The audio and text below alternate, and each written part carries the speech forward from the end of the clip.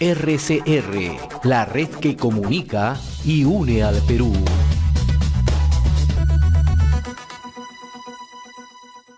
En esta parte del programa vamos a tocar un tema de suma importancia, ¿no? Al celebrarse el Día Mundial del Recién Nacido Prematuro en nuestro país, en la actualidad el Ministerio de Salud trabaja de manera intensa, ¿no?, para lograr la supervivencia de aquellos nacidos vivos que no cumplen 37 semanas de gestación, ¿no? Pero a pesar de este esfuerzo, más de 100.000 bebés prematuros nacen al año en el país, ¿no?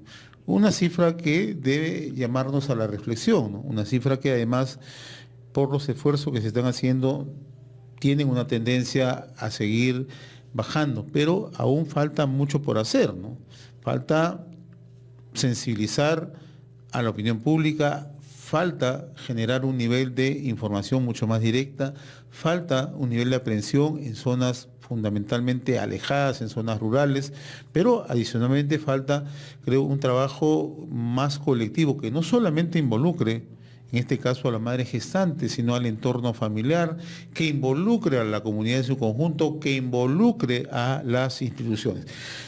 Para conversar sobre este particular, nos acompaña en el programa la doctora Nancy Olivares. Ella es médico pediatra de neonatología del Comité Experto de Salud Neonatal del Ministerio de Salud. Yo le agradezco la gentileza, doctora Olivares, de compartir esta invitación con Enlace Regional y RCR. ¿Cómo está usted? Muchísimas gracias por la invitación y un gusto estar aquí para poder compartir algunas ideas relacionadas al tema de la prematuridad.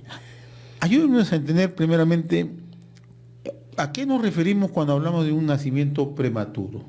¿A qué es lo que significa que un niño, un bebé, llegue de manera prematura? Definimos el nacimiento prematuro cuando el nacimiento ocurre antes de las 37 semanas, ¿no? Hoy en día tenemos nacimientos de 28 semanas, 30 semanas, es decir, en diferentes etapas de la edad gestacional, pero todo aquello que nace menor de las 37 semanas estamos hablando de nacimientos prematuros. ¿Y estos nacimientos prematuros a qué obedecen? ¿Qué factores de riesgo se presentan? ¿Hay factores culturales? ¿Hay factores de falta de atención? ¿Hay factores de falta de información? ¿Qué factores influyen para que se generen estos nacimientos prematuros? En realidad las causas son múltiples, ¿no? ¿Ya? Vamos a señalar una, es el control prenatal, por ejemplo, ¿no? El acceso al control prenatal. Eso debería ser lo ideal, pero en zonas alejadas no existe eso. Sí existe, porque yo creo que el esfuerzo que está haciendo el Ministerio de Salud en mejorar el acceso a los servicios de salud debe redundar finalmente en que la población acceda a los servicios. El tema no está en ofrecer solo los servicios, sino que nuestra población esté adecuadamente informada de la necesidad que producido un inicio de gestación, pues deban acudir a un establecimiento de salud a tener rigurosamente un control que nos permita tener alertas, es decir, prevenir riesgos. ¿Y no se acude simplemente por desinformación o hay otros elementos, ¿no? Las creencias, las costumbres. También influyen estos factores culturales, obviamente, y en las poblaciones más dispersas y en los quintiles de pobreza mayores, pues estas brechas se hacen más grandes. Por eso es que la mortalidad neonatal, que hoy día la principal causa es la prematuridad, ocurren en estos lugares donde hay menor acceso a servicios y menor acceso geográfico también. Ahora, esta cifra que han dado a conocer ustedes, que nacen alrededor de más de 100.000 bebés prematuros en nuestro país, comparado a otras regiones, ¿en qué nivel estamos? Digamos, nosotros tenemos cifras alarmantes, no solamente como país, sino también como región, pero particularmente porque en los últimos años, la última presentación de ENDES ha aumentado este incremento, ha aumentado en 21.8%, así como, por ejemplo, el embarazo del adolescente, ¿no?, que también tiene riesgos de tener niños prematuros. Entonces, eso es lo preocupante. Entonces, hay que hacer un trabajo sostenido abordando todas las causas. Una de ellas es la educación también, ¿no? Hay que educar a nuestras niñas, hay que educar a nuestros adolescentes, prevenir los embarazos, yo creo que es fundamental justamente para evitar estos riesgos. Entonces, digamos, las estrategias son de diferentes lugares, ¿no? Ahora, se presenta más en madres adolescentes o ya madres en etapa madura. También igual ha cambiado la población. Hoy en día la mujer se embaraza más tardíamente. Yeah. Y ese también es una causa de prematuridad. También igual, digamos, hay este contexto de la etapa tardía, tanto la tardía como la temprana, en relación a la edad de la madre, son factores de riesgo, ¿no? En ambos extremos. Ahora, el otro tema, cuando nosotros mencionamos hay una falta de información, hay una serie de causas, en algunos casos culturales, pero otro factor es de qué manera, o sea, esto responde no solamente a un trabajo del Ministerio de Salud, sino tiene que ser un trabajo multisectorial. Usted lo explicó con claridad, desde la escuela, desde el hogar, desde incluso los gobiernos locales que tienen que ir generando un nivel de conciencia. Y por eso le preguntaba si la lejanía o en zonas rurales donde usted lo graficaba con suma claridad, ¿no? Los quintiles, ¿no? Que son el nivel más bajo donde se llega al nivel de pobreza o pobreza extrema, no se puede acceder con facilidad a los servicios o simplemente no se toma la atención del caso, ¿no? Así es. Efectivamente, esas son una de las causas por las cuales ocurren estos hechos, ¿no? Ahora, ustedes tienen estudios, me imagino, doctora Nancy Olivares, ¿en qué zonas del país se tiene mayor incidencia, mayor prevalencia de estos casos, ¿no? ¿En zona costa, en zonas altoandinas, zonas de selva? Sí, el Ministerio de Salud permanentemente muestra cómo están yendo las tendencias, pero tenemos ciudades como, por ejemplo, Puno. Puno es una de las ciudades donde la mortalidad materna, la mortalidad neonatal es alta, ¿no? Cajamarca, Piura, y es una región de la costa, ¿no? Loreto. Y las causas pues son variables, ¿no? Y en el caso de Loreto, ¿dónde incide más? ¿En las comunidades nativas, comunidades originarias? Sí, en las comunidades nativas, sí. El acceso, digamos, las dificultades del acceso geográfico hacen mucha implicancia en que esto ocurra, ¿no? Ahora, hablemos un poco ya digamos, cuáles pueden ser los efectos o las discapacidades que pueden tener estos niños, ¿no? Que llegan en situación de prematuros. Sí, yo creo que hay que mirarlo en el contexto. La prematuridad es un tema de salud pública que está afectando a nuestro país. No solamente hoy día que conmemoramos 17 de noviembre, el Día Mundial del Niño Prematuro, nos debe llamar a una reflexión, porque, digamos, no estamos celebrando, no es normal nacer prematuro, ¿no? Lo que hay que trabajar fuerte es en el tema de la prevención de la prematuridad, porque la prematuridad tiene sus consecuencias. O sea, mientras más pequeño nace el bebito, y hoy día sobreviven niños más chiquitos. Antes, pues, que un niño de 1000 gramos sobreviva era todo un gran logro. Hoy día sobreviven chiquitos de 600 gramos, ¿no? Pero lo que tenemos que pensar, ¿no?, es la calidad de vida que le vamos a ofrecer una vez que estos bebitos salen de los establecimientos de salud, de las unidades de cuidados intensivos, donde el Estado ha puesto el mejor de sus esfuerzos en brindarles, ¿no?, la asistencia, la tecnología para que estos niños sobrevivan, pero cuando salen tenemos que vigilar la calidad de vida. Son niños que después van a ir a la escuela, van a ir a la universidad y se van a hacer adultos finalmente, ¿no? Entonces, nuestros esfuerzos hay que enfocarlos en ese sentido, evitando, porque es verdad, 6 a 8% de estos niños tienen algún tipo de discapacidad. Y en el tema de la discapacidad estamos enfocando los esfuerzos en el neurodesarrollo. ¿Qué significa esto? Que tenemos que lograr que en los primeros 3 años de vida hacer todos los esfuerzos, el Estado, las familias, la sociedad, en hacer que estos niños tengan una vigilancia permanente, un seguimiento permanente, justamente porque son las etapas en que si identificamos temprano, actuamos con oportunidad, pues vamos a reducir esos riesgos de discapacidad. Hay niños que llegan hasta el extremo de la parálisis cerebral, ¿no?, hacen deficiencias visomotoras, es decir, visuales. Los niños prematuros hacen retinopatía de la prematuridad, que los puede llevar a la ceguera, ¿no? Hacen sordera, ¿no? Tienen problemas en la adaptación, tienen problemas conductuales. Entonces, todos esos frentes tenemos que identificarlos oportunamente. Y no solamente es el tratamiento al bebé, sino también a la madre gestante, ¿no? Al entorno familiar, para entender el problema, ¿no? Así es. ¿Y hemos avanzado en eso? Sí, yo diría que hemos avanzado bastante porque hoy en día estamos dirigiendo nuestros esfuerzos en los cuidados centrados en la familia. ¿Qué significa? La familia para nuestras unidades de cuidados intensivos no son una visita, como normalmente en nuestro esquema de salud tenemos enfermo, la familia viene y visita. No, en el cuidado neonatal la familia es parte del equipo, porque la familia se tiene que involucrar desde el primer momento en que el niño ingresa a nuestro sistema de salud. Nos debe acompañar en todo su proceso. Y con eso generamos toda una conciencia en ellos de la necesidad y que conozcan los riesgos de lo que puede ocurrir y actuar con oportunidad, ¿no? Finalmente, las consecuencias, digamos, son afectan no solamente al niño, afectan a la familia y a la sociedad, y al propio Estado. Tiene consecuencias económicas. El Estado tiene que gastar más cuando estos niños se quedan en discapacidad, ¿no? Ahora, ¿esta incidencia, esta prevalencia se manifiesta más en zonas urbanas o zonas rurales?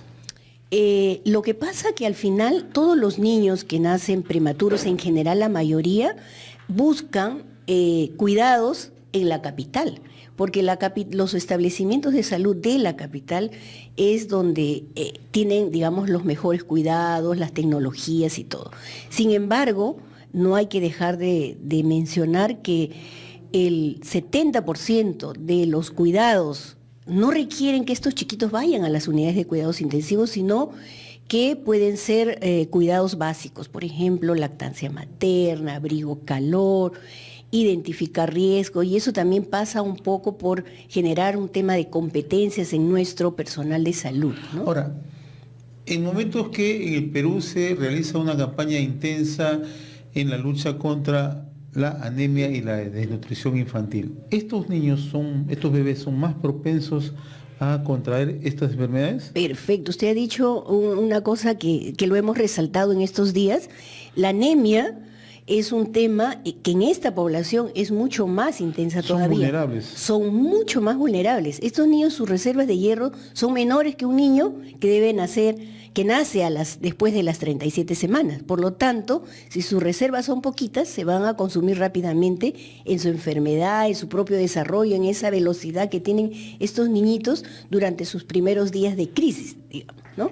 Entonces, son niños que tienen más riesgo de hacer anemia. Y ahora, en muchos casos, estos niños y las madres gestantes también son propensas a anemia y desnutrición, ¿no?